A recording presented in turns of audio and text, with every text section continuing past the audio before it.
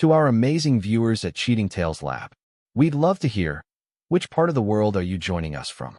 Let us know. Now, let's dive into today's story. Chapter 1, The Breaking Point. The crack of bone echoed through the garage like a gunshot. Derek Morrison looked up from his workbench where he'd been cleaning his hunting rifle, the sound freezing his blood. Tyler's scream followed immediately after, a sound no father ever wants to hear. Derek had built his life on discipline and order. 20 years in the Marines had taught him that preparation prevented catastrophe, that vigilance kept his family safe. But he hadn't prepared for this. He burst through the door connecting the garage to their suburban home in time to see his 12-year-old son writhing on the living room floor, clutching his side. Blood seeped through Tyler's white karate gi, staining the fabric crimson. Above him stood Claire, Derek's wife of 15 years, her face pale and trembling. What the hell happened? Derek's voice cut through Tyler's sobs as he dropped to his knees beside his son. It was an accident, Claire stammered, backing away. We were practicing the new kata Todd taught me, and Tyler wanted to try it. The move went wrong, and my elbow. Dad, it hurts so much, Tyler gasped, tears streaming down his face. Derek's trained eyes assessed the damage immediately. The way Tyler held his side, the difficulty breathing, definitely a broken rib, possibly puncturing something internal given the blood. Derek reached for his phone to call 911, but Claire's hand shot out to stop him. Derek, wait. Maybe we should just drive him to the hospital ourselves. It's probably not that serious. Not that serious? Derek's gray eyes turned cold. Our son has a broken rib, and he's bleeding internally. I'm calling the paramedics. As he dialed, the front door burst open. Linda and Robert Hoffman, Claire's parents, rushed in with the frantic energy of people who'd been summoned urgently. Derek paused, confused. How had they known to come? Oh my God, what happened? Linda gasped, but Derek noticed she looked at Claire first, not Tyler. Before Derek could answer, Linda lunged forward and snatched the phone from his hand. It's just a rib, Derek. You'll ruin her future if you make a big deal out of this. Give me back my phone. Derek's voice carried the lethal calm that had once made enemy combatants surrender without a fight. Robert stepped between them, his chest puffed out with false bravado. Stop being such a drama queen, Derek. Boys get hurt. It builds character. Derek stared at the three adults surrounding his bleeding son, and something crystallized in his mind. This wasn't panic or poor judgment. This was coordination. Claire had called her parents before he'd even made it inside. They'd had time to drive across town and arrive within minutes of the incident. A drama queen? Derek repeated slowly, his voice deadly quiet. He looked at Tyler, still gasping on the floor, then at Claire, who couldn't meet his eyes. My son is bleeding, possibly dying, and I'm being dramatic? Linda clutched the phone to her chest. Claire's been working so hard on her karate. If there's a police report, if this gets out, it could affect her instructor certification. The pieces clicked into place like a weapon being assembled. Claire had been taking private lessons with Todd Brennan for 8 months, staying late at his dojo 3 nights a week. She'd been obsessed with earning her black belt, talking constantly about Todd's revolutionary teaching methods. Derek had supported her, even encouraged the hobby, thinking it was good for her self-esteem. But instructor certification? That was news to him. Give me my phone, Linda. Derek stood slowly, his 6'3" frame unfolding with predatory grace. Now, something in his tone made Linda step back, but Robert moved forward, trying to be intimidating. Listen here, Morrison. Claire made an honest mistake. Don't destroy her dreams over some childish accident. Derek looked at his son, writhing in pain while the 3 adults argued about protecting Claire's future. In that moment, 20 years of military training, of life-or-death situations, of loyalty and brotherhood, crystallized into a single, burning truth. His own family was treating him like the enemy. He moved faster than any of them expected. One moment Robert was standing between Derek and the phone. The next he was on the ground. Derek's hand clamped around Linda's wrist as he retrieved his phone. Derek, Claire shrieked. You can't just attack my father. Watch me, Derek replied, dialing 911 again. When the operator answered, he spoke with military precision. I need an ambulance at 1247 Maple Street. 12-year-old male, suspected broken rib with internal bleeding. Parents attempting to prevent medical care. The last part made all 3 of them freeze. As they waited for the paramedics, Derek knelt beside Tyler, applying pressure to slow the bleeding while his mind worked with the cold efficiency that had kept him alive in 3 combat tours. Claire sat in the corner, no longer trying to minimize Tyler's injuries now that official help was coming. Linda and Robert whispered urgently to each other, shooting worried glances at Derek. Tyler was stable by the time the ambulance arrived, but Derek had already made his decision. He rode with his son to the hospital while Claire followed in her car with her parents. In the sterile brightness of the ambulance, holding Tyler's hand as the paramedic worked, Derek Morrison began planning the most important mission of his life. They had no idea what he would do next, but they would learn that betraying Derek Morrison was the last mistake they'd ever make. Chapter 2: Shadows and Secrets. 3 days later, Tyler was home with his ribs bandaged and strict orders to rest. The injury had been serious, a hairline fracture that had nicked his lung, but he'd recover fully.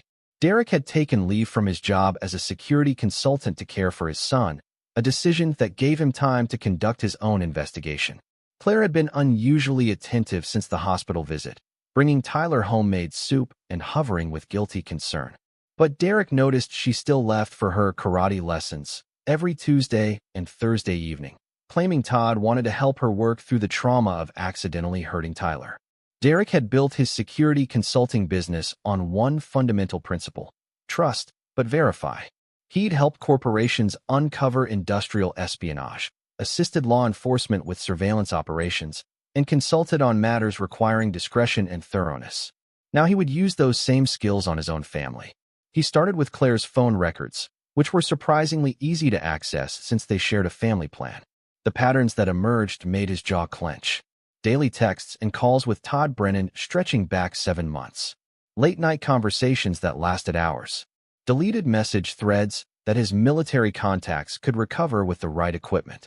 But it was Claire's credit card statements that told the real story. Hotel charges on days she'd claimed to be at her sister's house.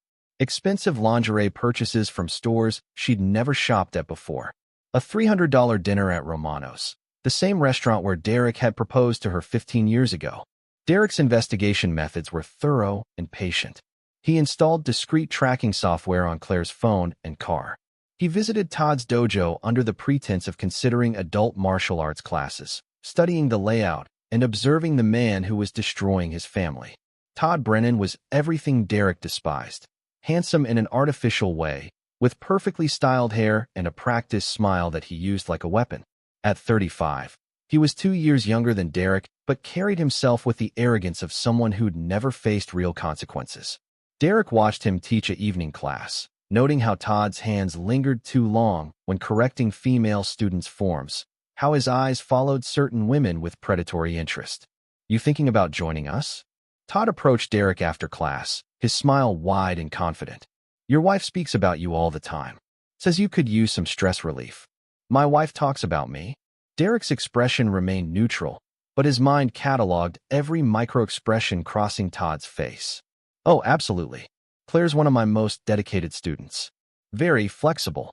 Todd's emphasis on the last word was deliberate, his eyes gleaming with the satisfaction of a man enjoying a private joke. Derek smiled back, the expression cold enough to freeze blood. "I bet she is." That night, Derek began digging deeper into Todd's background. Military records databases, court filings, social media archives. Derek had contacts everywhere, favors he could call in from 2 decades of service and 5 years of private consulting. What he discovered exceeded his worst expectations. Todd Brennan had a pattern. For different cities over the past 10 years, for different martial arts studios, and a trail of broken marriages left in his wake. He specialized in targeting lonely housewives, offering them attention and validation their husbands supposedly couldn't provide. In Phoenix, he'd seduced 3 different married women simultaneously. In Denver, he'd convinced a prominent businessman's wife to leave her family for him, then disappeared with her jewelry and savings after 6 months. But it was the Milwaukee incident that made Derek's blood run cold. A jealous husband had confronted Todd at his dojo. The man had ended up hospitalized with severe head trauma after Todd claimed self-defense. No charges were filed, but the husband never fully recovered, spending the rest of his shortened life in assisted care. Derek sat in his home office at 2 a.m., staring at police reports and medical records spread across his desk. Tyler was asleep upstairs, recovering from injuries that could have been much worse. Claire was asleep beside Tyler's bed, where she'd been spending her nights since the accident, claiming she wanted to make sure he was okay. She was lying about that too. Derek's phone buzzed with a text message. "Can't wait for tomorrow night. Our misses you already. T." Claire had left her phone downstairs while charging, another small mistake in what Derek now realized was months of careful deception. He screenshotted the message, adding it to his growing file of evidence. But Derek Morrison wasn't just gathering evidence for a divorce. He was building a case for war. He thought about Tyler, lying in that hospital bed while Claire's parents worried more about her future than their grandson's life. He thought about Todd's smug smile and the trail of destroyed families in his wake. He thought about Claire, who'd promised to love and honor him through better and worse, who'd looked him in the eye for months while building a life with another man. Derek had faced enemy combatants who'd shown more honor than his own wife. By dawn, he'd made his decision. This wouldn't be a divorce, it would be total war. He would destroy them all, methodically and completely, leaving nothing but ruins in his wake. Todd would learn what happened to predators who targeted the wrong family. Claire would discover that betraying a Marine carried consequences she couldn't imagine. And her parents would understand that enabling the destruction of his family made them legitimate targets. Derek Morrison had never lost a battle. He wasn't about to start now. Chapter 3: The Gathering Storm. Derek spent the next week building his arsenal. Not weapons. He had plenty of those legally stored in his gun safe. But something far more devastating: information and leverage. His first stop was Milwaukee, where he met with James Kowalski, the brain-damaged husband whose confrontation with Todd had destroyed his life. Derek found him in a care facility, a once powerful construction foreman reduced to shaky hands and slurred speech. "Todd? Brennan?" James struggled with the words when Derek mentioned the name. "Took everything." Derek spent 3 hours with James and his sister Margaret, who'd become his guardian after the incident. The story that emerged was heartbreaking and familiar. Todd had seduced James's wife Lisa, convinced her that her husband was holding her back, then arranged a confrontation at his dojo where he defended himself against an unarmed man with a metal practice sword. Lisa took the kids to California with him, Margaret explained, tears in her eyes. She never even visited James in the hospital. Said he brought it on himself. Derek left Milwaukee with James's blessing and a promise. Todd Brennan would pay for what he'd done. Margaret hugged Derek goodbye, and he saw hope in her eyes for the first time in years. Back home, Derek began phase 2 of his operation. He used his security contacts to place surveillance equipment throughout his own house. Cameras so small they were virtually undetectable, audio recordings devices that could pick up whispered conversations. If Claire and Todd wanted to destroy his family, they'd do it on camera. The evidence he gathered over the next few days was damning and disgusting. Claire brought Todd to Derek's house while Tyler was at school, and Derek was supposedly at work. They made love in Derek's bed, Todd making crude comments about taking over completely, and Claire laughing about her pathetic husband who was too trusting to see what was happening right in front of him. But it was the conversation Derek recorded on Thursday night that pushed him past the point of no return. "When are you going to tell him?" Todd's voice was clear through the bedroom bug Derek had planted. "Soon," Claire replied. "Derek's so devoted to Tyler, he'll agree to anything to keep seeing him. I'll get the house, half his business, and enough alimony to keep us comfortable while you get established here." "And if he doesn't agree?"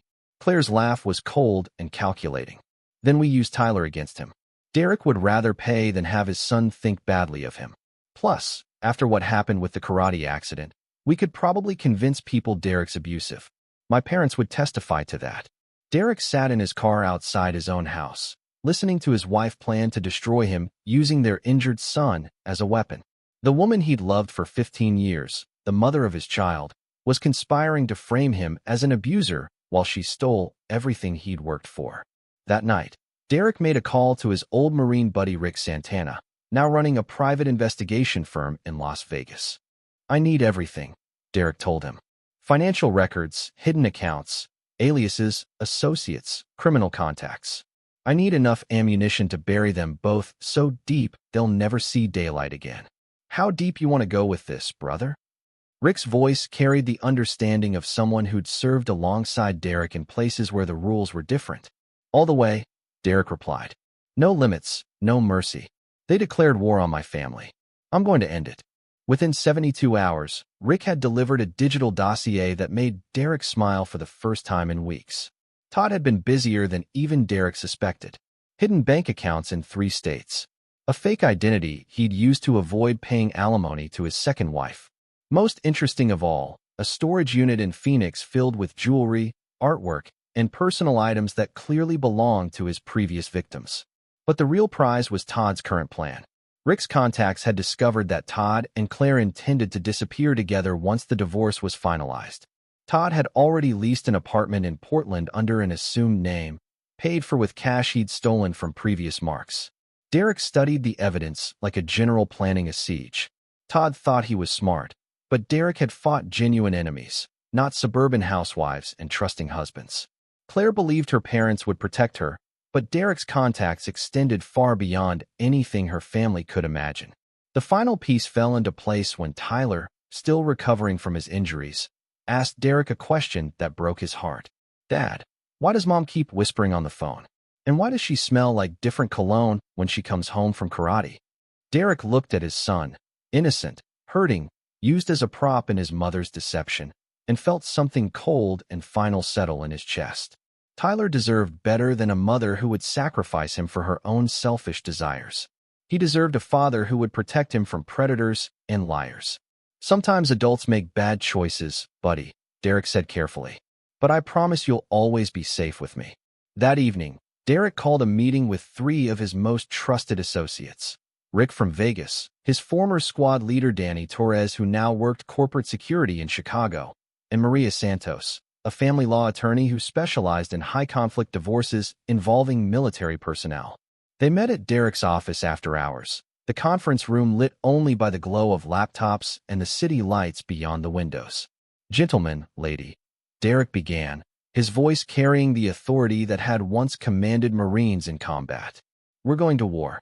The targets are Todd Brennan and my wife Claire. The objective is total destruction, financial, social, legal, and personal. They've used my son as a weapon against me. They've plotted to steal everything I've built. They've brought a predator into my home and put my family at risk. Maria spread legal documents across the table. I've already filed preliminary paperwork. We'll get emergency custody based on the evidence of Claire's affair and her willingness to endanger Tyler. The recordings will destroy any claims of your being abusive. Danny pulled up surveillance photos on his laptop. Todd's got 3 other married women he's working right now. We leak the right information to the right husbands, and his whole operation collapses. Rick slid a USB drive across the table. Everything Todd's stolen over the past 5 years. FBI's been looking for some of these items. We give them this, and he's looking at federal charges. Derek picked up the USB drive, weighing it in his hand. Such a small thing to destroy a man's life. But Todd had destroyed other lives, and Claire had chosen to help him. Phase 1 begins tomorrow, Derek announced. By the time I'm finished, Todd will be in federal prison. Claire will have nothing, and everyone who helped them will understand the consequences of betraying my family. He looked around the table at his allies, people who understood loyalty, honor, and the price of betrayal. They have no idea what they've started, Derek said. But they're about to learn that some wars you can't win. Chapter 4, The First Strike. Derek's war began at dawn on a Tuesday, precisely as Claire left for what she'd told Tyler was a special training session with Todd. Derek knew better. They were planning to spend the day at a hotel, finalizing their plans to destroy his life. Instead, they walked into Derek's trap. Maria Santos had prepared the legal documents with surgical precision. Emergency custody motion, restraining order against Todd, and a civil suit alleging alienation of affection and emotional distress. The papers were served to Claire at 9:47 a.m. as she and Todd emerged from the Riverside Hotel, their arms wrapped around each other, completely unaware they were being photographed. The process server, a retired police detective named Frank Wilson, caught their reaction on video. Claire's face went white as she read the documents. Todd tried to snatch the papers away, only to discover he had his own set, a restraining order requiring him to stay away from Claire, Tyler, and Derek's property, effective immediately. "This is harassment," Todd shouted, but Frank was already walking away, his job complete. Phase 1 was designed to separate and confuse them. With the restraining order in place, Todd couldn't contact Claire directly or visit her at Derek's house. Claire couldn't take Tyler anywhere without Derek's permission, and she couldn't leave the state without court approval. But Derek's real masterstroke was the timing. As Claire and Todd tried to process the legal ambush, Rick Santana was in Phoenix, meeting with FBI agent Rebecca Chun about a storage unit full of stolen property. "We've been tracking these items for 3 years," Agent Chun explained as they opened Todd's storage unit. Jewelry stolen from Martha Hoffman in Scottsdale, artwork taken from the Richardson family in Denver, and cash that disappeared from 6 different divorce settlements. Rick recorded everything on his phone, sending real-time updates to Derek. Todd had been sloppy, keeping trophies from his victims like a serial killer. The FBI found over $200,000 in stolen goods, along with false identification documents and detailed files on his targets. Claire, meanwhile, was discovering that Derek had frozen their joint accounts and credit cards. Her parents received copies of the audio recordings where Claire discussed framing Derek as abusive, along with a formal notice that Derek was considering pressing charges for conspiracy and child endangerment. By noon, Linda Hoffman was calling Derek's office in a panic. "Derek, please, we need to talk. Claire says you've lost your mind, but we didn't know about the affair. We were just trying to protect." "Protect what?" Derek's voice cut through her stammering. "Protect your daughter's right to commit adultery? Protect her lover's right to endanger my son? Protect your own right to prevent a child from receiving medical care. We thought Tyler was okay. Claire said it was just a bruise." Derek smiled coldly, though Linda couldn't see it through the phone. "Claire lied to you, Linda, just like she's been lying to me.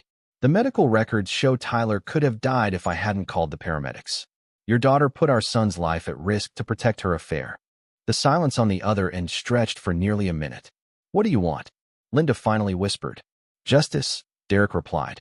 "Your daughter declared war on my family. I'm going to finish it." Derek hung up and immediately called Danny Torres in Chicago. "Phase 2 is a go," Derek said. "Target the support network." Danny had been busy. Todd's martial arts instructor certification was fraudulent. He'd never completed the required training or passed the official tests. The state licensing board received an anonymous tip along with documentary evidence of Todd's fake credentials. His dojo would be shut down within 48 hours. But Derek's most devastating blow was still to come. At 3 p.m., as Claire sat in her car outside a closed coffee shop where she'd planned to meet Todd, her phone rang. It was Tyler's school. "Mrs. Morrison? This is Principal Williams. We need you to come in immediately.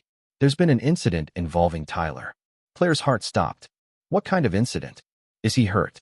"He's safe, but we need to discuss some concerning things he's told his teacher about what happened at home last week." Claire raced to the school, her mind spinning. Tyler had been so quiet since the karate accident, barely speaking to her except to ask about his father. What had he told his teacher? She found Tyler in the principal's office with his teacher, Mrs. Hendricks, and a woman Claire didn't recognize. "Mrs. Morrison, this is Sarah Mitchell from Child Protective Services," Principal Williams explained. "Tyler has shared some troubling information about the incident where he was injured." Claire felt the world tilt beneath her feet. "What did he say?" Tyler looked up at his mother with confusion and hurt in his young eyes. "Mom, why did you tell Grandma and Grandpa not to let Dad call the ambulance? I was really scared, and Dad wanted to help me, but you wouldn't let him." The CPS worker leaned forward. "Tyler also mentioned that you've been bringing someone to the house when your husband isn't home. Someone who makes you laugh in ways that seem to upset Tyler. Can you tell us about that?" Claire's mouth opened and closed soundlessly. Derek hadn't just recorded her conversations with Todd. He'd been talking to Tyler, helping their son understand what he'd witnessed without manipulating him. "I think we need to call my husband," Claire managed. "He's already on his way," Principal Williams said, along with his attorney. When Derek arrived with Maria Santos, he found Claire cornered and desperate. The CPS investigation was legitimate. Derek had simply provided them with factual information about Claire's behavior and let them draw their own conclusions. "Mr. Morrison," Sarah Mitchell addressed Derek, "we've reviewed the medical records from Tyler's injury, along with witness statements about the incident. We have some concerns about Mrs. Morrison's judgment and priorities." Derek nodded gravely. "My primary concern is my son's safety and well-being. The past week has shown me that his mother may not share those priorities." Claire looked at Derek with something approaching panic. Derek, please. We can work this out. I made mistakes, but we can fix this. Derek's gray eyes were as cold as Arctic ice. You made a choice, Claire. You chose Todd over Tyler, your parents over your son, your affair over your family. Now you get to live with the consequences. As they left the school, Tyler walked beside Derek while Claire followed several steps behind, tears streaming down her face. She'd lost control of the situation completely, and Derek was just getting started. That evening, as Tyler did homework at the kitchen table and Claire sat in stunned silence on the couch, Derek's phone buzzed with a text from Rick. Todd's in federal custody. FBI raided his apartment an hour ago. Found more stolen property and evidence of identity theft. He's looking at 10 to 15 years minimum. Derek glanced at Claire, who was staring blankly at the wall, probably wondering how her perfect plan had collapsed so completely in a single day. She had no idea this was only the beginning. Chapter 5. Tightening the Noose. By Friday morning, Claire's world had completely imploded. Todd was in federal custody. Her parents weren't taking her calls, and she'd received notice that Derek's attorney was seeking full custody of Tyler based on her pattern of dangerous and irresponsible behavior. But Derek wasn't satisfied with Claire's suffering. He wanted complete victory. The beauty of Derek's plan was its legitimacy. He hadn't framed Claire or Todd for anything they hadn't actually done. He'd simply ensured that their crimes and betrayals came to light in the most devastating way possible. Todd's federal charges were real. The FBI had been investigating the theft ring for years. They just needed someone to point them in the right direction. Claire's neglect of Tyler during the karate incident was documented fact. Her affair was proven with audio and video evidence. Derek had simply weaponized the truth. Friday afternoon brought a new development. Rick called from Las Vegas with an update that made Derek smile grimly. Todd's trying to cut a deal, Rick reported. He's offering to testify against Claire, claiming she was the one who planned the whole scheme to defraud you in the divorce. Derek wasn't surprised. Men like Todd were cowards at heart, predators who turned on their accomplices the moment they faced real consequences. Let him talk, Derek said. Claire's about to learn what loyalty means to a career criminal. That evening, Derek cooked dinner for Tyler while Claire sat at the kitchen table, staring at legal documents she couldn't afford to fight. Her parents had finally returned her calls, but only to tell her they'd consulted their own attorney and could no longer support her if it meant facing criminal charges themselves. Dad, Tyler said quietly as Derek helped him with his math homework. Is Mom going to jail? Derek looked at his son, still bandaged from injuries that could have been fatal if not for Derek's quick action, and felt his resolve harden even further. Your mom made some very bad choices, buddy. Sometimes adults have to face consequences for those choices, just like kids do. Tyler nodded solemnly. At 12, he was old enough to understand that his world had changed permanently. Derek was determined to make sure the boy emerged from this stronger, not broken. Saturday brought the news Derek had been waiting for. Danny Torres called from Chicago with information that would deliver the killing blow. You're not going to believe this, Danny said, his voice tight with anger. Todd didn't just steal from his victims. He's been running identity theft schemes, using the personal information from women he seduced to open credit accounts and take out loans. Claire's name is on 7 different applications for credit cards and personal loans totaling over $90,000. Derek felt a cold satisfaction settle in his chest. She knew. Text messages suggest she did. Todd would send her photos of approval letters, and she'd respond with heart emojis and messages about building their future together. She's not just an adulteress, Derek. She's an accomplice to federal fraud. That afternoon, Derek made a decision that would have seemed impossible just 2 weeks earlier. He called his wife upstairs to their bedroom for a private conversation. Claire followed him nervously, her eyes red from crying and sleepless nights. She'd lost 15 pounds since Tuesday, the stress aging her face in ways that made Derek remember how young and beautiful she'd been when they met. Sit down, Derek said, gesturing to the bed where she'd betrayed him with Todd. Claire perched on the edge like a bird ready to flee. Derek, I know you're angry, but I'm not angry, Derek interrupted, his voice calm and conversational. Anger is what you feel when someone cuts you off in traffic or takes your parking space. What I feel is something much deeper. He pulled out his phone and showed her a video, security footage from the hotel where she and Todd had spent their final morning together. Todd's been talking to the FBI, Derek continued. Did you know that? He's claiming you were the mastermind behind the identity theft scheme. Says you provided him with my financial information and helped him plan the fake divorce settlement fraud. Claire's face went white. That's not true. I know it's not completely true, Derek said. You were just a useful idiot. Todd manipulated you the same way he manipulated all his other victims. But the evidence doesn't care about your intentions, Claire. The credit applications have your name on them. The text messages show you celebrating the loan approvals. Legally, you're as guilty as he is.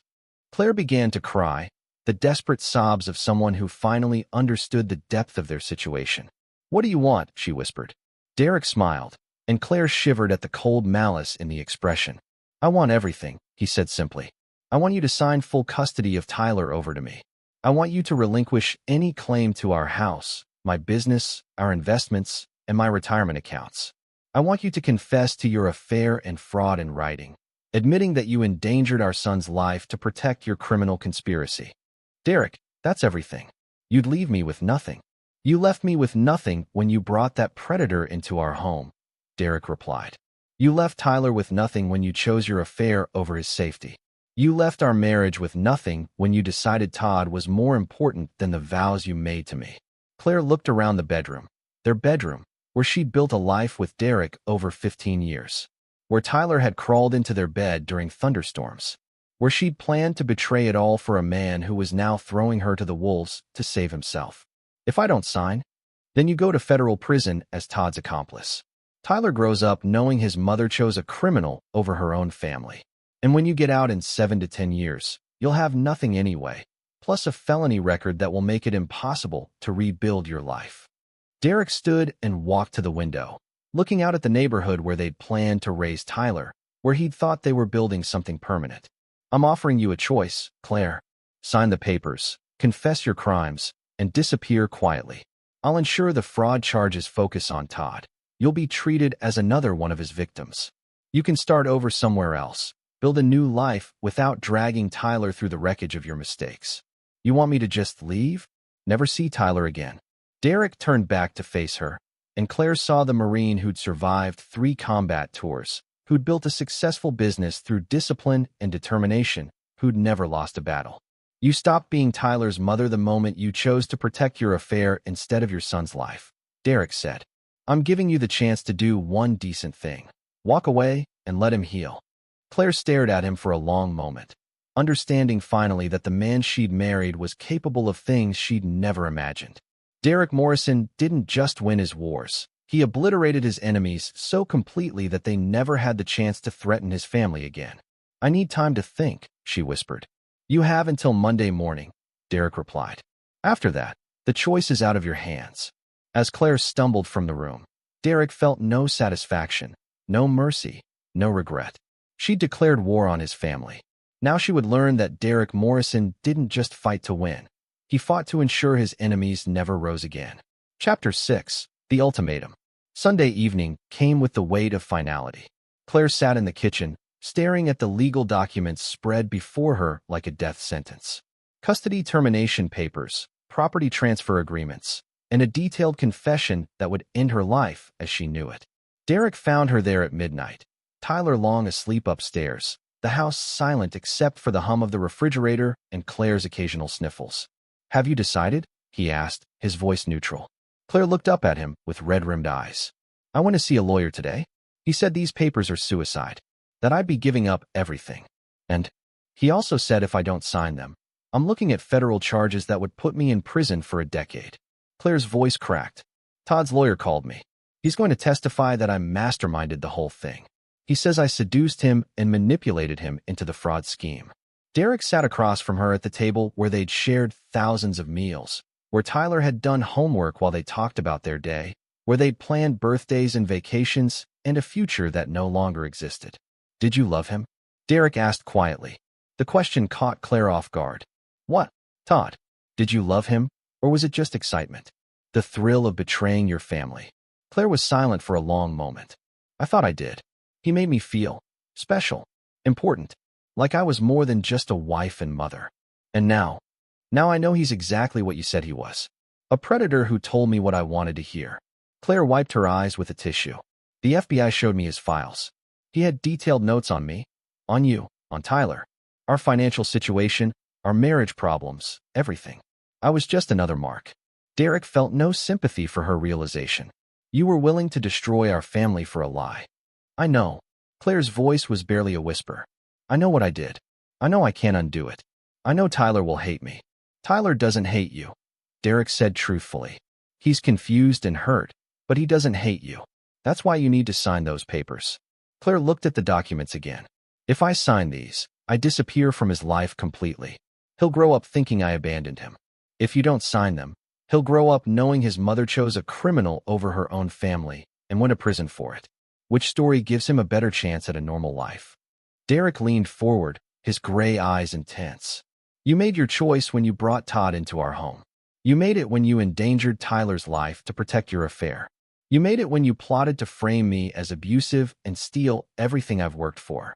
I'm offering you the chance to make one choice that puts Tyler first.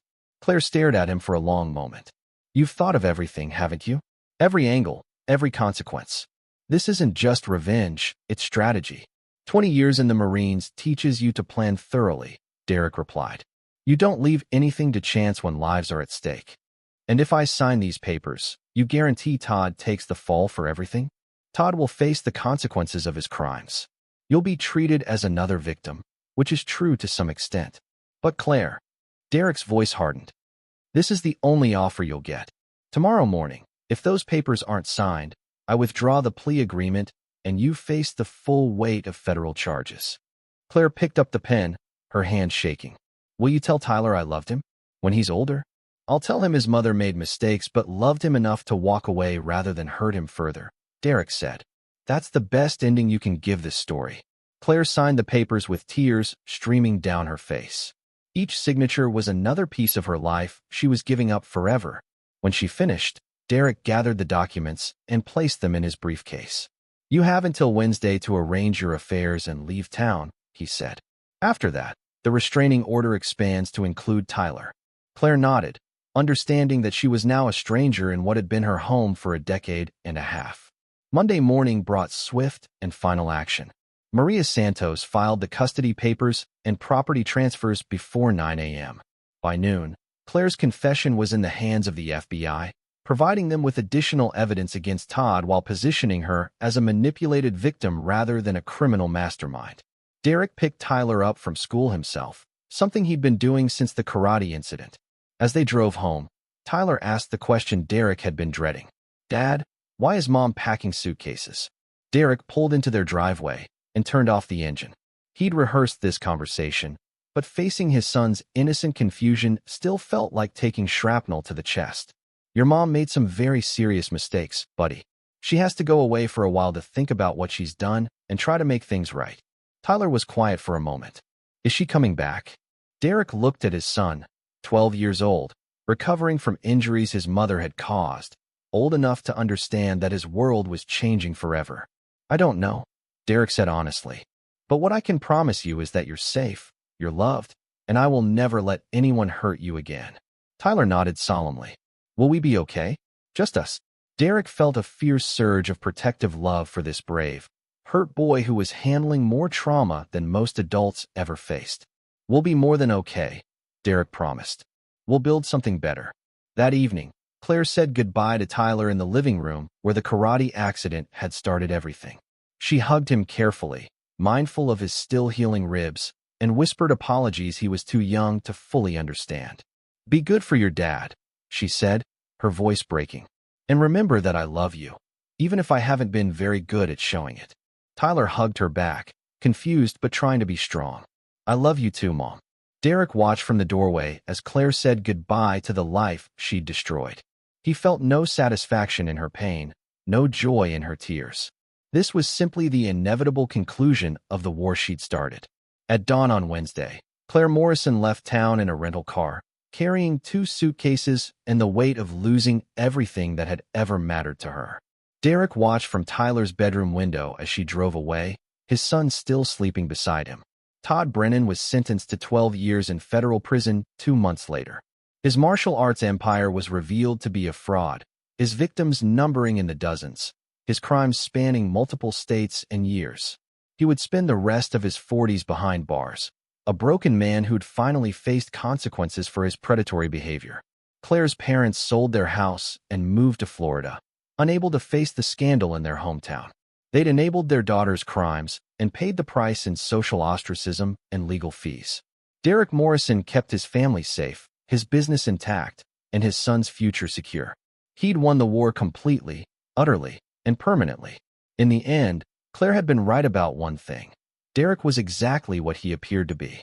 A man who protected his family with ruthless efficiency and destroyed anyone who threatened them. Some wars were worth fighting to the bitter end. Chapter 7. Phoenix Rising. 6 months after Claire's departure, Derek and Tyler had settled into a new normal that was stronger than their old life had ever been. Tyler was excelling in school, his ribs had healed completely, and father and son had developed a bond forged in shared survival and unconditional trust.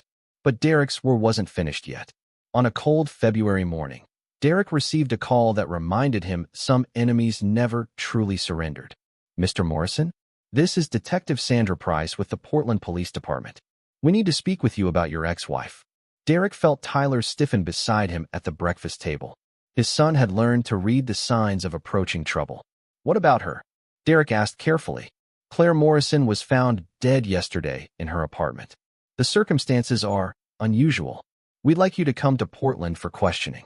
Derek's blood turned to ice, not from grief, but from tactical concern. "How did she die?" "Apparent suicide. But there are some inconsistencies we need to discuss. Can you fly out today?" Derek made arrangements for Tyler to stay with Danny Torres, who'd become a surrogate uncle since the divorce. As he packed for Portland, Derek's mind raced through possibilities. Had Claire finally broken under the weight of losing everything? Or was this something more sinister? He found his answer in a Portland hotel room that evening, when Detective Price showed him the crime scene photos and suicide note. "Your ex-wife left a detailed confession claiming you framed her for fraud, destroyed her life systematically, and drove her to suicide through psychological torture," Detective Price explained. "She also alleges you threatened to kill her if she ever tried to contact your son." Derek studied the note, written in Claire's handwriting, but containing details only someone with intimate knowledge of his methods could know. His military training, his surveillance techniques, his network of contacts, all accurately described, but presented as evidence of criminal conspiracy rather than legitimate investigation. "Detective, I think you need to understand something about my ex-wife," Derek said calmly. "She was involved with a career criminal named Todd Brennan.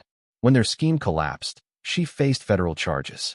The plea agreement that kept her out of prison required her to confess her crimes and relinquish custody of our son." Derek pulled out his phone and showed Detective Price the recorded conversations where Claire discussed framing him as abusive. Claire was desperate and facing prison time. The psychological torture she describes was actually the legal consequences of her own actions catching up with her. Detective Price listened to the recordings, her expression growing skeptical of Claire's version of events. "Mr. Morrison, your ex-wife's note claims you have connections to organized crime, that you threatened to have her killed if she ever tried to return." Derek smiled coldly. "Detective, I spent 20 years in the Marines and now run a legitimate security consulting business. My connections are law enforcement officers, federal agents, and military personnel. If I wanted to threaten someone, I wouldn't need organized crime." But as Derek flew back to Chicago the next day, he realized Claire's final gambit was more sophisticated than simple revenge. Someone had helped her craft that suicide note. Someone who knew enough about Derek's methods to make the allegations seem credible. Someone who wanted Derek destroyed just as badly as Claire had. The answer came to Derek in a flash of insight as he picked Tyler up from Danny's house. Claire hadn't committed suicide, she'd been murdered. And her killer had used her death to frame Derek for a campaign of psychological torture that had driven an innocent woman to suicide. "Dad, you look worried," Tyler observed as they drove home. Derek glanced at his son, now 13 and mature beyond his years. Tyler had survived his mother's betrayal, his own physical injuries, and the destruction of his family. He deserved the truth. "Someone's trying to hurt our family again, buddy. But this time, I'm ready for them." Derek spent the next week investigating Claire's final months in Portland. Rick Santana's contacts in the city revealed disturbing information. Claire had been dating someone new, a man named Vincent Cross who claimed to be a real estate developer, but whose background was completely fabricated.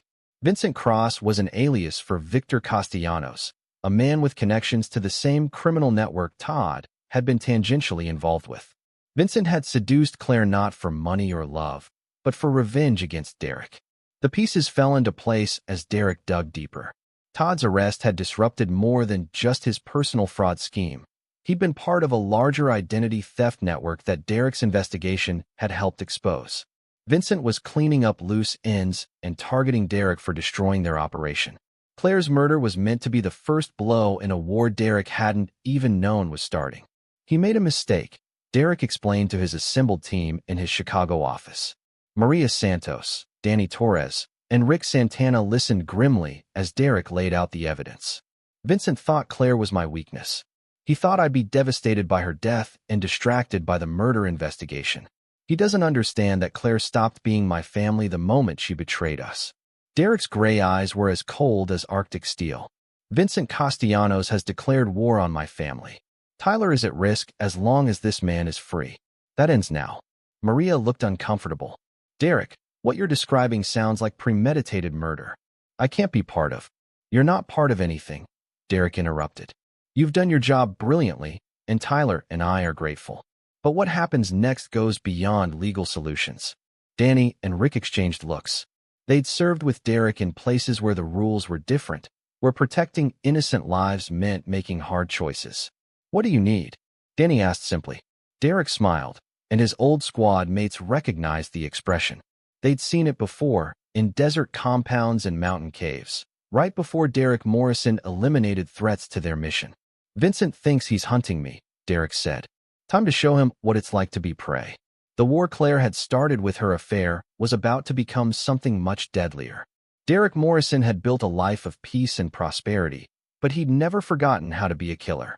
Some enemies only understood one language. Chapter 8. Hunter becomes hunted. Vincent Castellanos had made the fatal error of underestimating his enemy.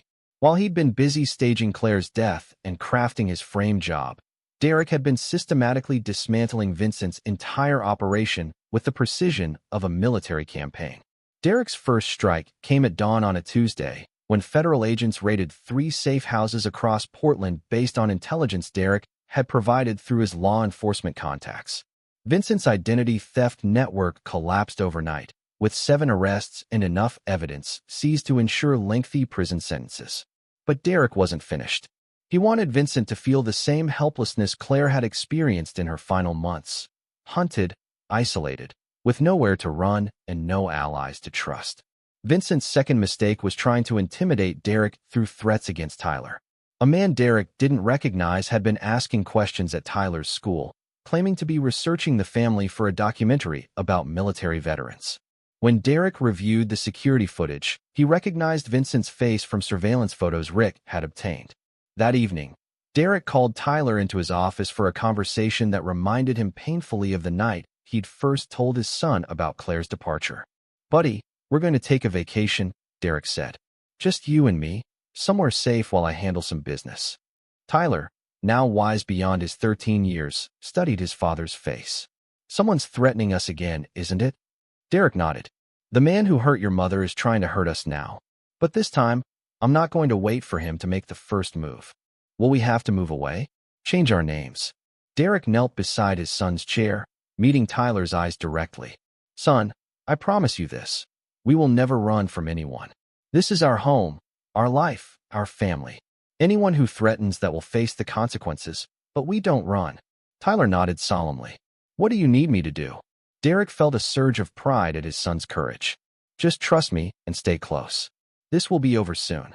Derek sent Tyler to stay with Maria Santos and her family, where he'd be protected by both legal immunity and the security Derek had arranged. Then Derek set his trap. Using Vincent's own methods against him, Derek leaked information suggesting he was devastated by Claire's death and seeking revenge against the Portland Police Department for their investigation. He made himself appear isolated, grief-stricken, and vulnerable. Vincent took the bait completely. On Friday night, Derek sat alone in his home office, apparently reviewing legal documents and drinking heavily. The house was dark except for the office light, and Derek looked like a broken man contemplating desperate measures. Vincent entered through the basement window Derek had deliberately left unlocked, moving with the confidence of a predator approaching wounded prey. He crept through Derek's house, past family photos and Tyler's school projects, toward the light of the office where Derek waited. "Derek Morrison," Vincent announced himself as he stepped into the doorway, a gun in his hand and satisfaction in his voice. "Time to pay for destroying my operation." Derek looked up from his desk with red-rimmed eyes and the slack expression of a man who'd given up hope. "Vincent Castellanos, I wondered when you'd finally show yourself." Vincent smiled coldly. "Your wife told me all about you before she died.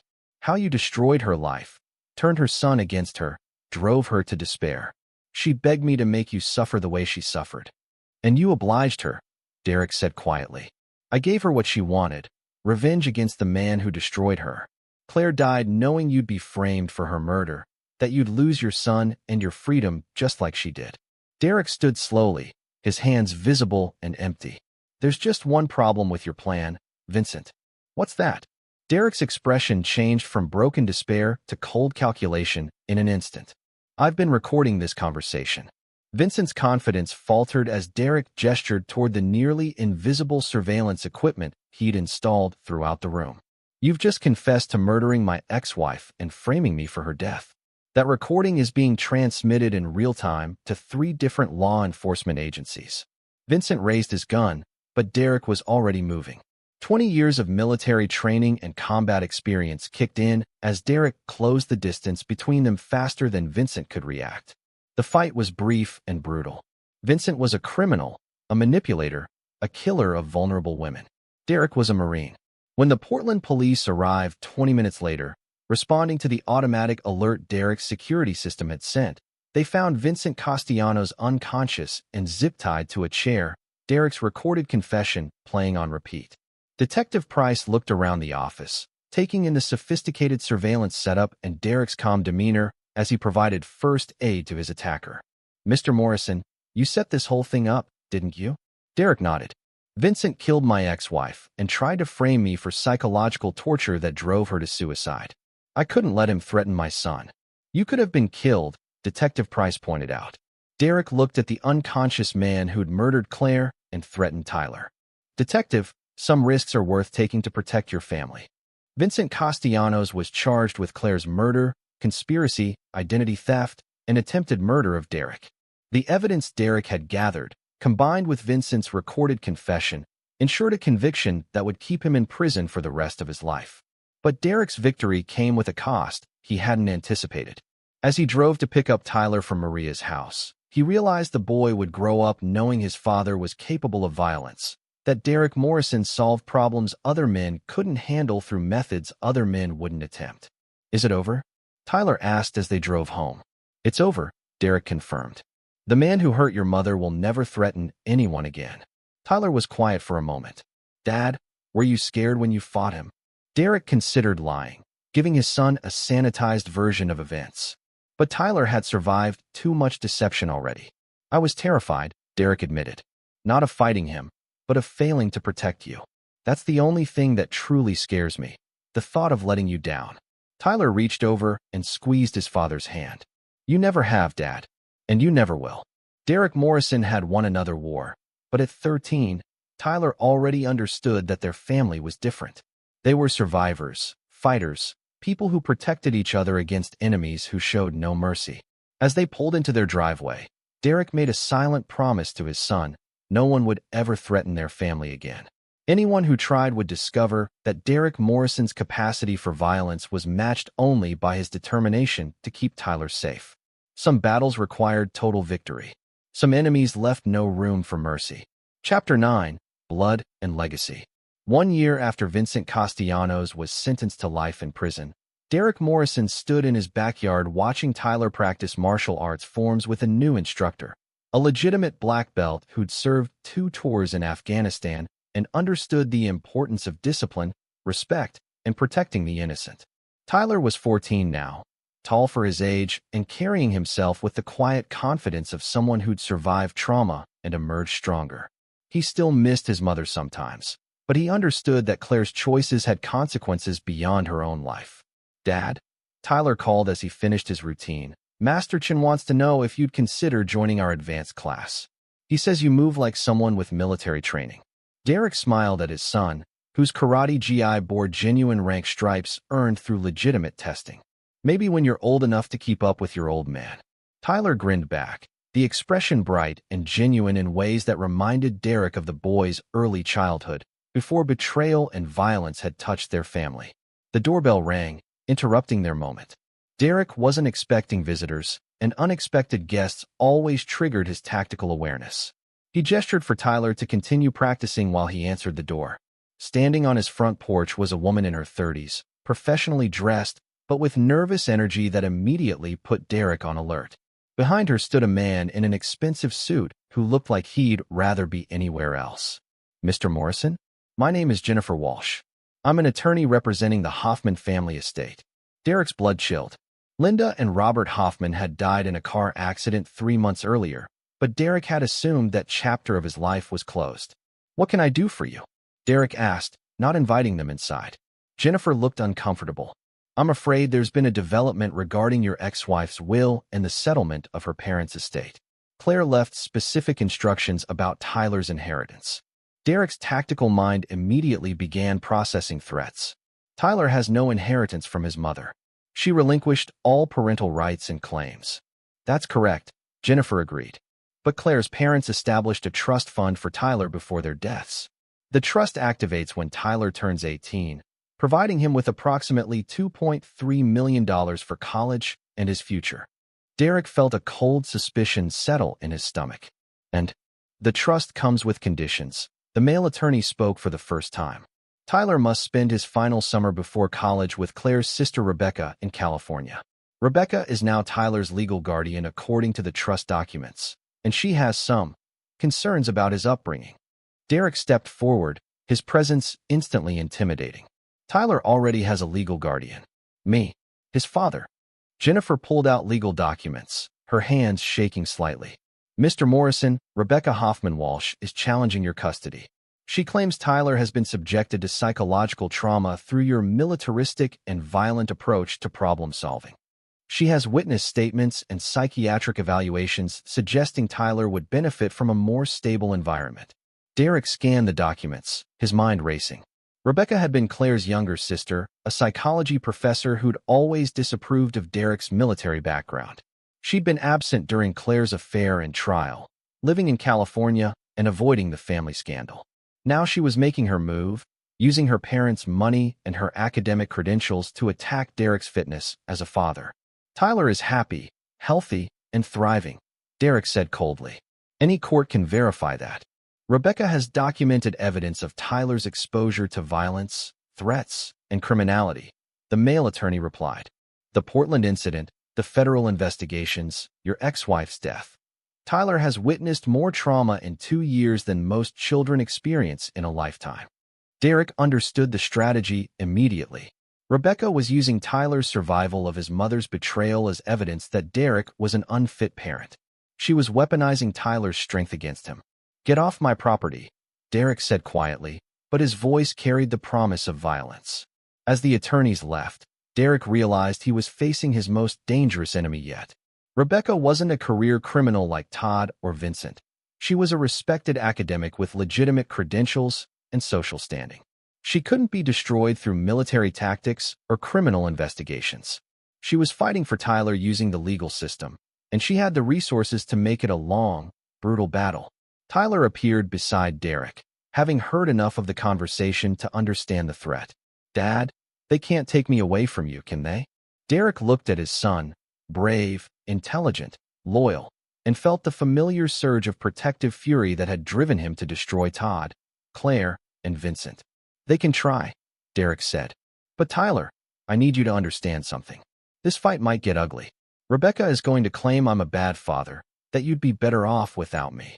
She'll use everything that's happened to us as weapons." Tyler's jaw set in an expression Derek recognized as his own. "Dad, you saved my life when Mom broke my ribs. You protected me when she betrayed our family. You stopped the man who murdered her and tried to frame you. How does any of that make you a bad father?" Derek smiled grimly. Because to people like Rebecca, surviving makes you the problem, not the solution. That evening, Derek called Maria Santos for an emergency strategy session. This is different, Maria warned as she reviewed Rebecca's legal filings. She's not a criminal we can expose or a fraud we can investigate. She's a tenured professor with an unblemished record and genuine concern for Tyler's welfare. So what's our move? Derek asked. Maria was quiet for a long moment. We fight her in court. We document Tyler's academic success, his emotional stability, his strong relationship with you. We show that he's thriving despite the trauma, not suffering because of it. And if that's not enough, Maria met Derek's eyes. Then you have to decide how far you're willing to go to keep your son. Derek already knew the answer. He'd destroy Rebecca Hoffman-Walsh just as completely as he destroyed everyone else who'd threatened his family. Academic credentials wouldn't protect her, legal standing wouldn't save her, and social respectability wouldn't matter when Derek Morrison went to war. But this time, he'd have to be more careful. Rebecca wasn't a criminal. She was a misguided woman who genuinely believed she was saving Tyler from a dangerous father. Derek would prove her wrong in the most permanent way possible. Tyler, Derek called to his son, who was doing homework at the kitchen table. Pack a bag. We're going to California. Are we running away? Tyler asked. Derek's smile was cold and predatory. No, son. We're going hunting. Rebecca Hoffman-Walsh thought she could use the legal system to steal Tyler away from his father. She was about to discover that Derek Morrison didn't lose custody battles any more than he lost wars.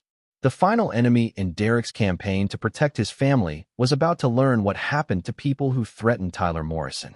Some battles were worth fighting to the end of the world. This was one of them. Derek Morrison had faced enemies on foreign battlefields and domestic threats to his family. Each time, he'd emerged victorious through superior planning, ruthless execution, and unwavering determination to protect those he loved. Rebecca's challenge would be his final test. A battle fought in courtrooms rather than back alleys, using legal briefs instead of surveillance equipment. But the outcome would be the same. Derek Morrison never lost when his family was at stake. Tyler would grow up safe, free, and with the knowledge that his father was a man who kept his promises no matter the cost. In the end, that was the only legacy that mattered. This is where our story comes to an end. Share your thoughts in the comments section. Thanks for your time. If you enjoy this story, please subscribe to this channel. Click on the video you see on the screen, and I will see you there.